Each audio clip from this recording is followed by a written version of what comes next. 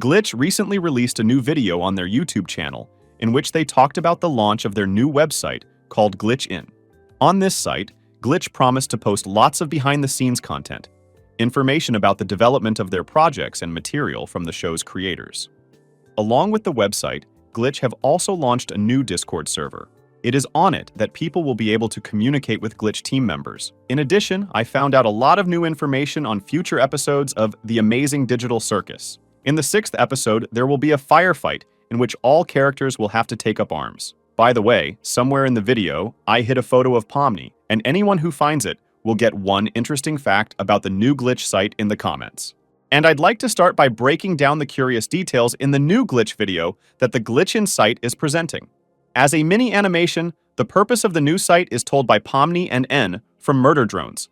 They are essentially the faces of Glitch's two main projects and the studio as a whole.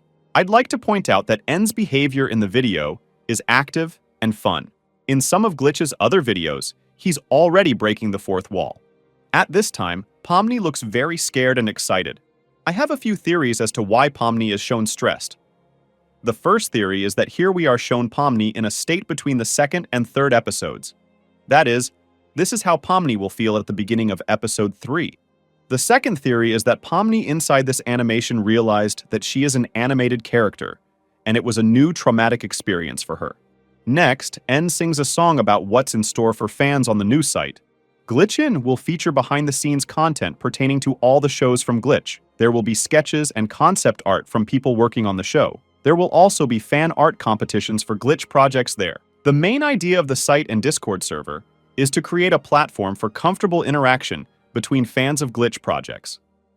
Their all registered users will be able to communicate with each other, exchange fan art and ideas, participate in different joint games and events.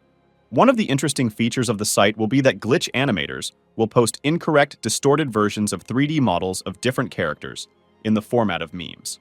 After all, 3D animation work is not without amusing distortions of character models. In the background of the room, we see the real 3D models that turned out to be defective. However, inside the room with Pomni, we see several distorted models of Jax with a creepy face. These models are flying and are in T-pose, the standard 3D model pose. Pomni screams in fear, surrounded by the distorted Jax. One of them begins to quickly close the door. However, Pomni quickly manages to escape already through another door. Next, the video switches to a conversational format, and it starts to be hosted by producers Kevin and Luke. In their monologue, I found a few curious moments. They talk about how Amazing Digital Circus has made a real splash on the internet and throughout the animation industry. Recently, people involved in Hollywood production of animated projects have been in touch with them. They were interested in how they managed to organize independently such a large team to maintain the existence of the community. Shortly before this video, Gooseworks tweeted something very unusual. She speculated that she would be very happy to make a movie adaptation of the book, I Have No Mouth and I Must Scream. The Amazing Digital Circus is globally much more positive and hopeful than the book. Gooseworks would have been happy to do something really dark and evil. Considering that amid the popularity of Digital Circus, interest in I Have No Mouth and I Must Scream has grown significantly, and Hollywood has been on the outs with Glitch Studios. Perhaps actual movies based on The Amazing Digital Circus and the book it's based on could one day become a reality. Near the end of the video, Kevin and Luke also announced that all the scaled-down models of the characters, which are made chibi-style, are called animines. The producers say that we'll probably see more content with them in the future. I am confident in the fact that we will be able to see more animines later on. Because in the previews, we can clearly see that more models of animines have already been made. For example, the corresponding models for Jax and Kane, who didn't appear in this video, are already done.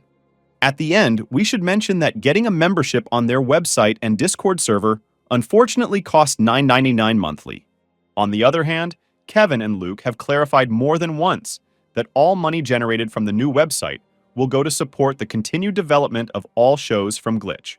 Now let's discuss some new theories pertaining to future episodes of The Amazing Digital Circus.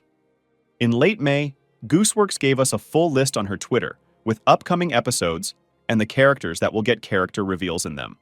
In addition to this information, I found another very unusual post from Gooseworks on Tumblr that she left back in late December.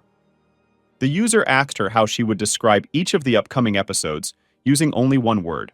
At that point, Episode 2 had not yet been released, so the descriptions begin with Episode 2. The second episode refers to the word boy. It refers to the character whose reveal was the focus of the second episode, Gummigoo. What I found most curious in this post was the description of Episode 6. Gooseworks described it with the word guns.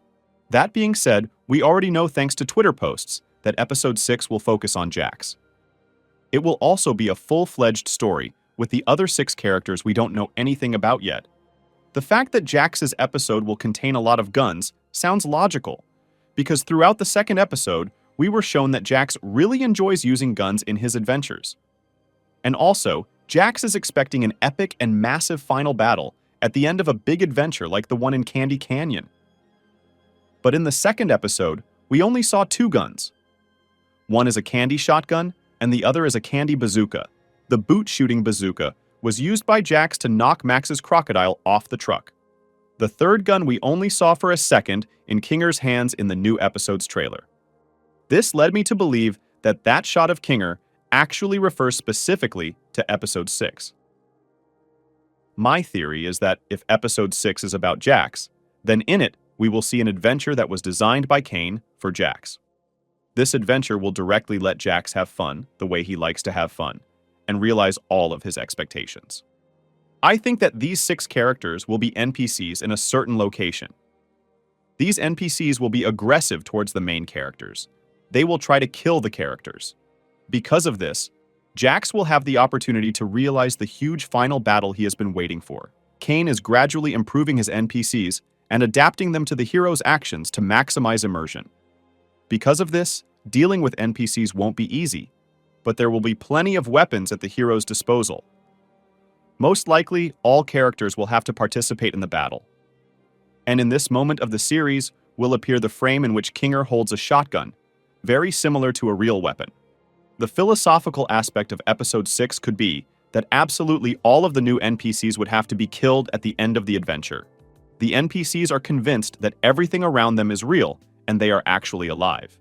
But into their world with a specific task are heroes on an adventure. And players like Jax, with absolutely no thought for the feelings of others, ruin the small world of the NPCs in which they quietly lived. I'm sure that all further NPCs may be capable of strong feelings and deep experiences, even if they aren't as elaborate as Gummigoo. What do you think about it? What is your opinion of the new Glitch Insight? Do you plan on subscribing to a membership on this site? Will the distorted Jax appear somewhere else besides the new Glitch video? Do you have any theories about Episode 6, which we've gotten a lot of bits and pieces of information about? Write your thoughts and theories in the comments, and I'll be sure to read them. The best comments will make it into the next videos. Don't forget to give me a like and subscribe to the channel. Good luck, everyone, and bye-bye.